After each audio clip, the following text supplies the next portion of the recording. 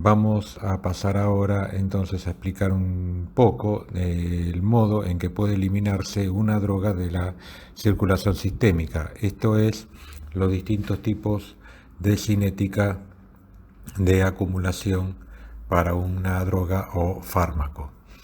Bien, entonces sabemos que luego de administrar una dosis de un medicamento, este pasa a la circulación sistémica, como habíamos mencionado en el video anterior, llega al compartimento central, al plasma, y luego es eliminado. ¿En qué forma puede ser eliminada una droga? Entonces, habíamos dicho que en esto vamos a incorporar el concepto de cinética de eliminación. Fijémonos en la diapositiva que estamos viendo, que podemos ver que en este caso estamos partiendo, luego de administrar la droga y que ésta llegó al plasma, de una concentración inicial de 1000 nanogramos por mililitro. Pasada una hora, como vemos en el gráfico, la concentración va a ser de 950 nanogramos por mililitro. Luego de otra hora, la concentración va a bajar a 900 nanogramos por mililitro. O sea que estamos viendo que cada unidad de tiempo, cada hora, se eliminan siempre 50 nanogramos mililitros por hora. Entonces vamos a decir que la eliminación de esta droga es de orden cero. Se está eliminando siempre la misma cantidad de droga por unidad de tiempo, siempre 50 nanogramos mililitros por hora. En este caso, ¿cuál sería la vida media de esta droga? ¿Cuánto sería el tiempo que tarda la concentración en disminuir al 50%? Bien, habiendo dicho esto, podemos ver como en la diapositiva que continúa ahora, que en estos casos, estaba diciendo, la eliminación es constante, la velocidad de eliminación es constante. Esta va a variar de acuerdo a los niveles plasmáticos de la droga. Siempre se elimina la misma cantidad por unidad de tiempo. O sea, que estamos hablando de una cinética de eliminación de orden cero, donde, como podemos leer, la velocidad de eliminación es constante para cualquier concentración de droga. Como en el ejemplo que vimos, por ejemplo, siempre 50 nanogramos mililitros por hora. Bien, veamos ahora este caso. Partimos de una concentración inicial a tiempo cero de 2000 nanogramos por mililitro. Pasada una hora, vemos que la concentración ha caído a 1000 nanogramos por mililitro. Pasada otra hora, la concentración cae a 500 nanogramos por mililitro. Y pasada otra hora, cae a 250 nanogramos por mililitro. Y así sucesivamente. En este caso, a diferencia del anterior, estamos viendo que en una unidad de tiempo, por ejemplo en este caso en una hora, la concentración siempre cae al 50% del anterior. Bien, entonces podemos decir que en este caso la cinética de eliminación de esta droga es de orden 1 o dosis independiente. Independientemente de la dosis, o mejor dicho, independientemente de la concentración de la droga en un momento, siempre se elimina el 50% de la misma por unidad de tiempo. Entonces, en este caso podemos decir que la velocidad de eliminación de esa droga es proporcional a la concentración existente de la droga en plasma. Habiendo dicho esto, vamos a continuar entonces, conociendo ahora los dos tipos de cinética de eliminación de drogas, con el concepto de acumulación. ¿Qué pasa cuando yo doy dosis sucesivas de un fármaco? ¿Qué es lo que va a suceder?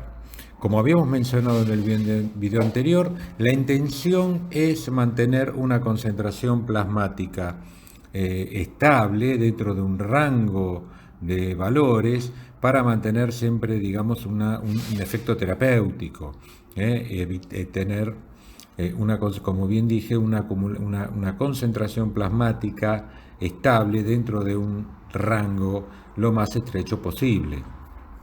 Bien, veamos entonces ahora, doy dosis, como vemos en la diapositiva, dando dosis sucesivas, la droga va a sufrir el proceso de acumulación. Bien, entonces, veamos en esta diapositiva, estamos viendo que partimos de una concentración plasmática inicial de 2000 nanogramos por mililitro. Bien, estamos representando la concentración en función del tiempo. Perfecto. Pasado una hora, en este caso vamos a decir una vida media, la concentración cae a la mitad, a 1000. En ese momento yo doy una siguiente dosis de nuevamente 2000, una dosis con la cual obtengo una concentración de 2000, que sumados a los 1000 que ya tenía, vamos a llegar a una concentración de 3000 nanogramos por mililitro. Nuevamente pasa una hora, cae la concentración a la mitad, a 1500, y al dar en este momento una siguiente dosis, llega a una concentración de 3500. Fíjense que pasadas 4 vidas medias, en este caso que la vida media es una hora, pasadas 4 horas, o sea 4 vidas medias, llegamos a una meseta, o sea, a una situación en cual la concentración tanto en los picos como en los valles se mantiene más o menos estable dentro de un rango. Bien, veamos otro ejemplo ahora. Supongamos que doy una droga, pero en vez de darla cada vida media, en este caso una hora, la voy a dar cada media hora. Fíjense lo que sucede. Partimos de una concentración de 2000 y pasada media vida media, en este caso media hora, la concentración va a caer a 500. A 1500, va a disminuir en 500 nanogramos mililitro. Bien, en este momento doy otra dosis, la concentración aumenta, va a aumentar a 2500, pasa media vida media, y la concentración cae en 500 a unos 2000, acá estamos viendo 2750 aproximadamente, y entonces vemos ahora que ¿qué sucede? Que pasadas 4 vidas medias, independientemente del intervalo entre dosis, se alcanza la meseta de concentraciones plasmáticas. ¿Qué diferencia vemos entre este gráfico y el anterior? Fíjense que acá está marcado el rango entre 2500 y 3500 nanogramos por mililitro, en el cual se había alcanzado la meseta en el caso anterior. En este caso se alcanza una meseta, pero la misma es mucho mayor a este rango. O sea, que el concepto es que pasadas 4 vidas medias se llega a la meseta. Los niveles de la misma varían de acuerdo al intervalo entre dosis, pero la meseta siempre se va a llegar a las 4 vidas medias, siempre que el intervalo entre dosis sea inferior a 4 vidas medias. Lo que va a variar cuando cuando achique el intervalo entre dosis es que las concentraciones plasmáticas van a ser mucho más elevadas.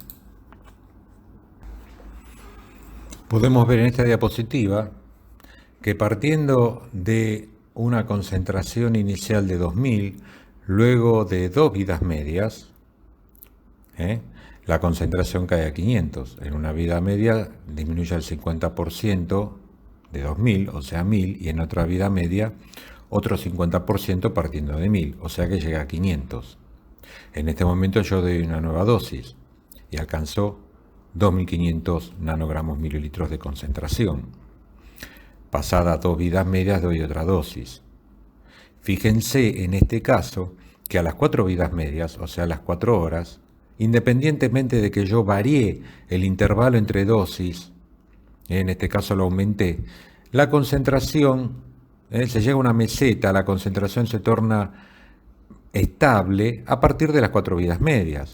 Teníamos una concentración inicial de 2000, luego 2500, y a las 4 vidas medias ya estamos en 2625, 2656.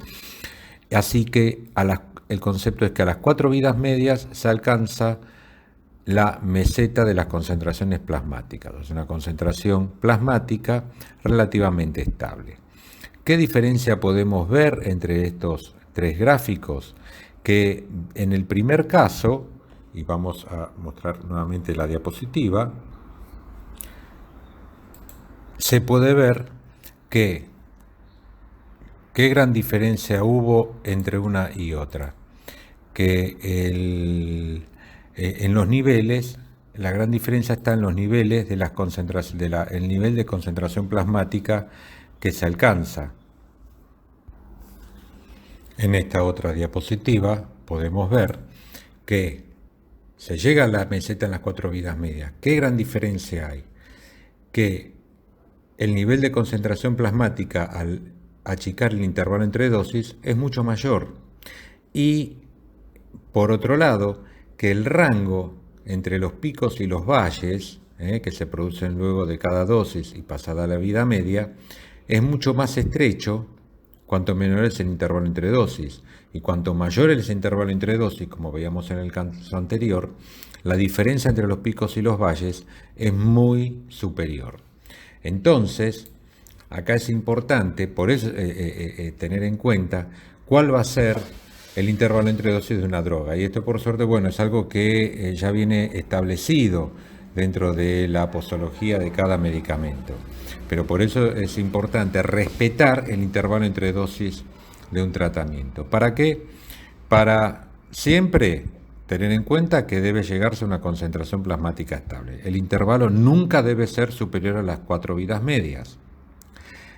Por otro lado, este intervalo deberá ser adecuado para evitar tener una diferencia pico-valle, fluctuaciones muy importantes en la concentración, y además también para no llegar a una concentración plasmática extremadamente elevada, que pueda ser riesgo, que pueda llegar a niveles tóxicos. Bien, finalmente, otro de los conceptos que quiero agregar para ir terminando, fíjense que el tiempo que vamos a necesitar para llegar a una concentración plasmática estable es de 4 vidas medias. Si estamos hablando de una droga, supongamos, con una vida media corta, como pudieran ser 6 horas, 8 horas, quizás 12 horas, y esto siempre, por supuesto, de acuerdo al cuadro que estemos tratando en un paciente, podemos esperar esas 4 vidas medias a llegar a una concentración plasmática estable, para tener un efecto terapéutico constante. Pero ¿qué sucede, por ejemplo, con una droga que pueda tener una vida media muy larga, como podrían ser 48 horas, o en el caso, por ejemplo, de la amiodarona, como poner un ejemplo, que es una droga con una vida extremadamente larga, que se encuentra alrededor de los 30 días. Fíjense, la amiodarona es una droga antiarrítmica que se utiliza para tratar arritmias cardíacas, arritmias ventriculares graves, en las cuales esperar las 4 vidas medias para llegar a la concentración plasmática estable puede no ser adecuado. No es lo indicado. En estos casos, cuando queremos alcanzar una concentración plasmática estable rápidamente, lo que se utiliza es lo que se denomina una dosis de carga. Esto es una dosis inicial muy superior a la dosis habitual, a la dosis de mantenimiento, con el hecho, como podemos ver en la diapositiva, damos una dosis de carga, una dosis mucho más alta, y con esto se llega luego de esta dosis ya a la meseta de las concentraciones plasmáticas. Entonces, una dosis de carga inicial mucho mayor, que en general se calcula de acuerdo en miligramos de acuerdo al peso del paciente, y luego se mantiene la dosis de mantenimiento habitual. Bueno, con esto damos por concluida la clase de acumulación y desde ya les agradezco mucho por su atención.